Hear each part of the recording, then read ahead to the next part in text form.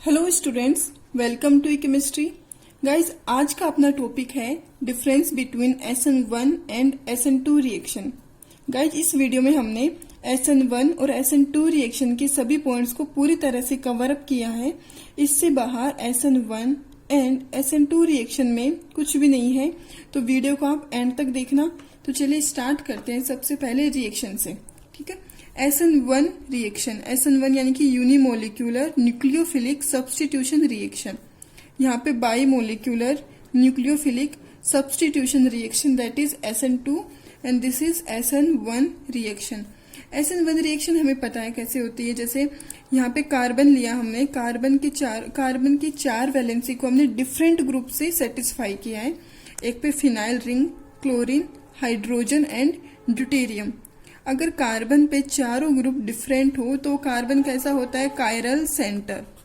Chiral centre हमने ले लिया है, कायरल कार्बन हमने ले लिया। कायरल सेंटर बोल सकते हैं, कायरल कार्बन बोल सकते हैं। SN1 के टाइम पे क्या होगा? सबसे पहले कोई लिविंग ग्रुप होगा जो सब निकल जाएगा। लिविंग ग्रुप निकलेगा सबसे पहले।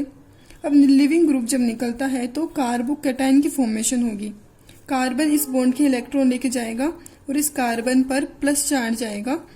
अब जैसे ही प्लस चार्ज आएगा, कार्बोकैटायन की फॉर्मेशन हुई है और कार्बोकैटायन का जो हाइब्रिडाइजेशन होता है वो sp2, और हमें ये पता है कि sp2 यानी कि ट्राइगोनल प्लेनर स्ट्रक्चर होती है, यानी कि कार्बोकैटायन बना प्लेनर। अब इस पर जैसे ही न्यूक्लियोफाइल आएगा, प्लेनर यानी कि ऐसे अपने हाथ के जैसे, तो ये ऊपर से भी आ सकता है और ये पीछे से भी आ सकता है। ठीक है, यानी कि अटैक दोनों साइड से हो सकता है। तो न्यूक्लियोफाइल आया, इसने अटैक किया। अटैक अगर पीछे से होता है तो ये स्ट्रक्चर बनी, अगर अटैक सामने से होता है तो ये स्ट्रक्चर बनी। ये क्या अपने पास न्यूक्लियोफाइल। ठीक है, तो मैं ये कहूंगी कि यहाँ पर किसकी फॉर्मेशन हुई है? रेसेमिक मिक्सचर की। यहाँ पे देखिए SN2 में हमने क्या किया है? फिर से कायरल सेंटर ले लिया। इसका मतलब ये हुआ कि कार्बन के जो चारों ग्रुप है वो क्या है? डिफरेंट है। अब यहाँ पे क्या होता है कि क्लोरीन जब निकलेगा, या मैं कहूँ कि लिविंग ग्रुप, क्लोरीन क्या है यहाँ पर? लिविंग ग्रुप है। लिविंग ग्रुप जिस टाइम पे निकलेगा, न्यूक्लियोफाइल सेम टाइम पे अटैक करेगा। It means nucleophile attacks at the same time as leaving group leaves. ठीक है, तो इसका मतलब ये हुआ कि अगर क्लोरीन ऊपर से निकलेगा तो नीचे से अटैक कौन करेगा? अपना न्यूक्लियोफाइल। ठीक है, अगर क्लोरीन ऊपर लगा हुआ है तो क्लोरीन निकलेगा और नीचे से अटैक कौन कर रहा होगा? न्यूक्लियोफाइल अटैक कर रहा होगा। तो अपने पास कुछ इस तरह की कंडीशन बन गई। यहाँ से क्लोरीन निकला और यहाँ से क्या हुआ? न्यूक्लियोफाइल ने अटैक किया, यानी कि डैश पोजीशन से बैक साइड में क्लोरीन निकला, न्यूक्लियोफाइल ने अटैक किया और कुछ इस तरह की स्ट्रक्चर बनी अपने पास। इसका मतलब ये हुआ कि डैश पोजीशन से अपने पास जो प्रोडक्ट बना वो कौन सी पोजीशन पे आ गया? वेज पोजीशन पर। इसको हम बोलते हैं इन्वर्जन प्रोडक्ट। ठीक है, तो यहाँ पर इन्वर्जन प्रोडक्ट की फॉर्मेशन होती है और यहाँ पर रेसेमिक मिक्सचर की फॉर्मेशन होती है। इतना क्लियर है? अब यहाँ पे हम क्या कह सकते हैं? इसी रिएक्शन को देख के हमें पॉइंट्स रखने हैं। यहाँ पे देखो, रेसेमिक मिक्सचर बना है तो हमने लिखा here racemic mixture formed and here SN2 inversion product formation take place. Clear? Next, अभी देखो यहाँ पे कार्बोकैटायन बना है। जो रेट है रिएक्शन की, कि रिएक्शन कितनी फास्ट होगी, रिएक्शन कितनी स्लो होगी, वो इस पे डिपेंड करेगी कि भाई ये क्लोरीन कितनी जल्दी निकलेगा। इसका मतलब सिर्फ और सिर्फ इस सबस्ट्रेट पे डिपेंड करेगी, Rx।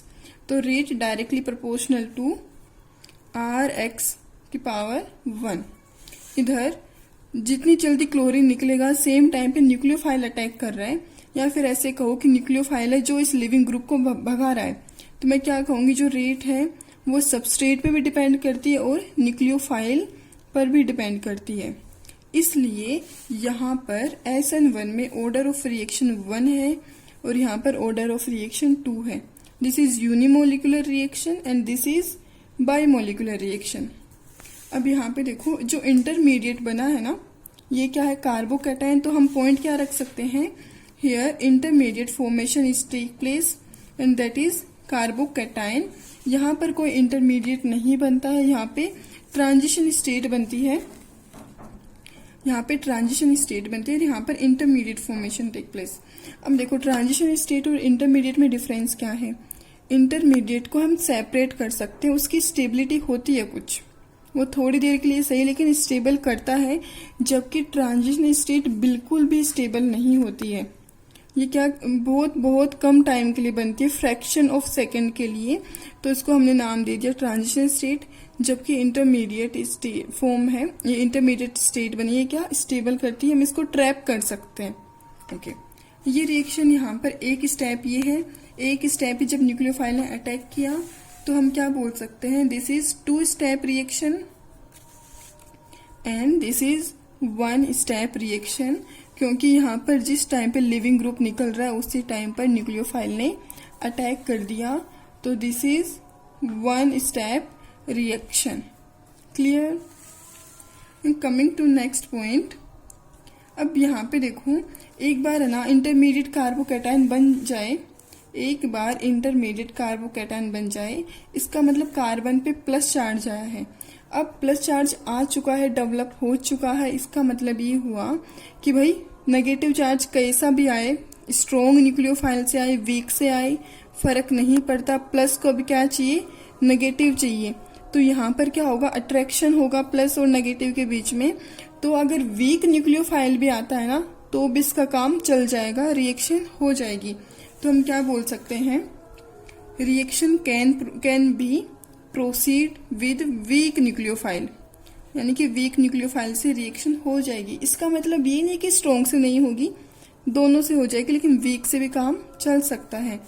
यहाँ पे देखो, हमें यहाँ पर लिविंग ग्रुप को निकालना है, तो किसी को निकालना होगा तो हमें किसी स्ट्रॉन्ग की जरूरत पड़ेगी, ठीक है।